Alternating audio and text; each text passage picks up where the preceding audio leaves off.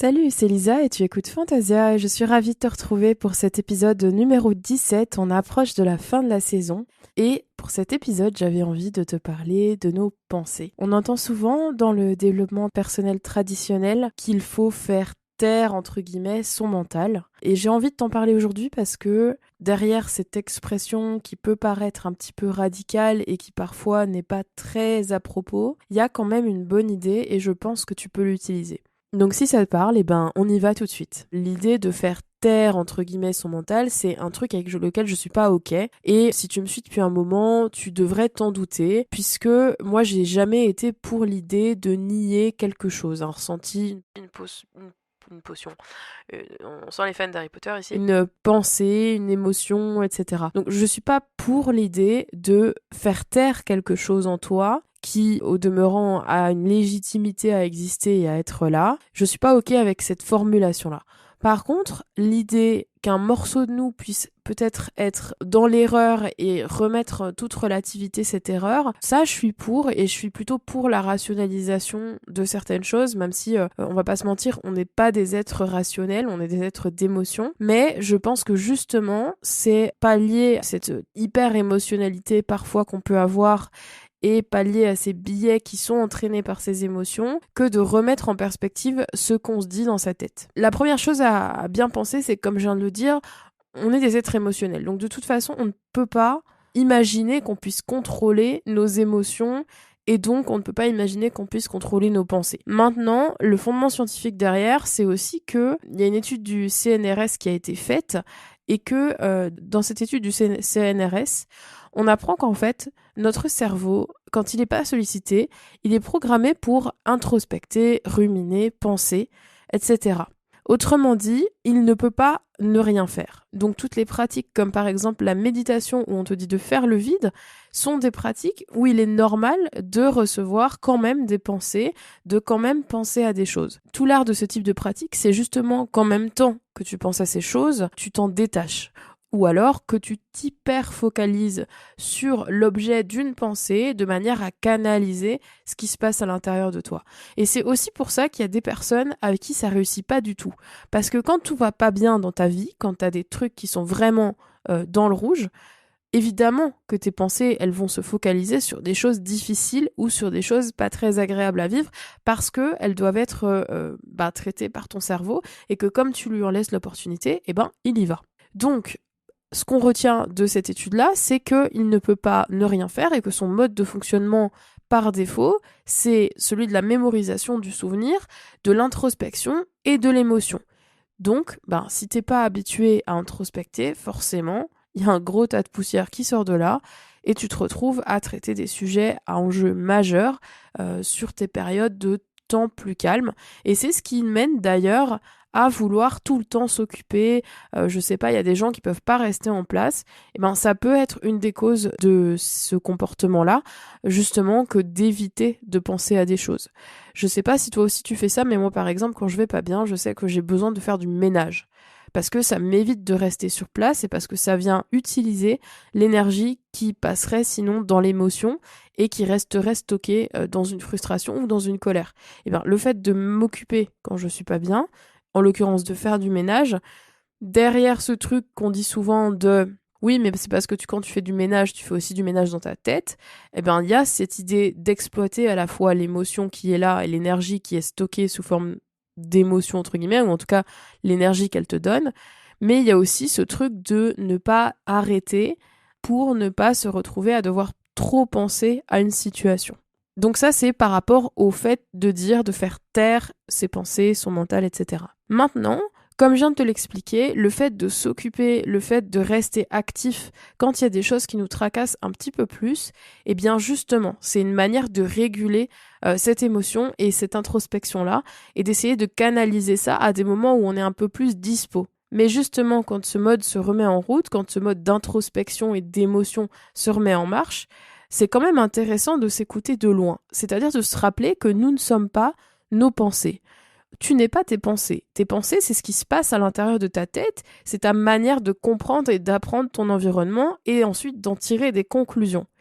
Mais tu ne corresponds pas, ton identité propre n'est pas ton mode de pensée, puisque ton mode de pensée, il évolue tout au long de ta vie. Ça se représente très bien, par exemple, dans les choix politiques ou dans les choix de religion. C'est pas parce que un jour tu vas voter tel ou tel parti, et là c'est très à propos, mais vraiment dans le thème, c'est pas parce qu'un jour tu vas voter pour tel ou tel parti que tu es forcément adhérent à ce parti indéfiniment, même si ce parti ne change pas, n'évolue pas et ne change pas de plan. Au fur et à mesure de la vie, on peut voir les choses différemment. On peut aussi complètement se désintéresser de la politique, en l'occurrence, et donc se désintéresser complètement du cadre et prendre de la distance avec ça. Mais tout ce que je veux dire en disant ça, c'est que finalement, nos pensées ne sont pas figées. Elles évoluent en fonction de notre évolution, de l'évolution de notre intelligence émotionnelle également, puisque quand on est plus intelligent émotionnellement, eh bien on arrive plus à les mettre à distance quand on sent qu'on s'embobine dans des choses qui sont pas très rationnelles ou pas très relativisées. Et donc, ça permet de réguler ces moments d'introspection-là. Alors, je te vois venir, parce que là, je suis en train de te dire qu'il faut s'écouter de loin, que c'est une idée intéressante quand on a pas mal de soucis et pas mal de choses à gérer. Mais alors, tu vas me dire, bah oui, mais attends, tu répètes tout le temps qu'il faut s'écouter, qu'il faut suivre son instinct, qu'il faut se questionner. Et là, d'un coup, on devrait se faire taire. Alors, pas tout à fait.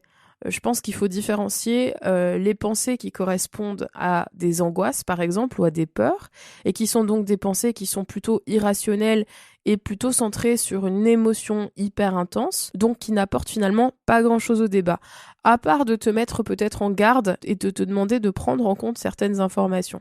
Et ce qui est intéressant, c'est que dès le moment où tu vas chercher des réponses à ces pensées-là, au lieu de vouloir absolument foncer tête dedans et catastropher les choses, eh bien, tu vas arriver à apaiser ces pensées-là. Et d'autre part, évidemment, il faut les distinguer des pensées plus constructives qui t'amènent des solutions ou qui t'amènent des choses.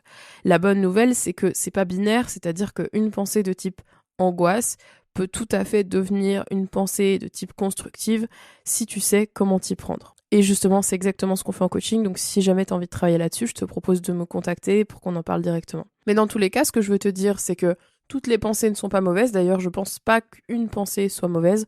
Je pense juste qu'il faut pouvoir l'écouter et pouvoir la traiter et la relativiser. Tu sais, c'est un peu comme dans les films de science-fiction quand ils marchent dans la neige et qu'ils se voient pas et qu'ils se tiennent à une corde pour pas se perdre. C'est un peu pareil avec toi, en fait. Si tu perds le fil conducteur de ta pensée, si tu perds le contact avec la réalité et les faits dans ta pensée, c'est que ta pensée devient une pensée biaisée et ou qui est trop dans l'hypothèse.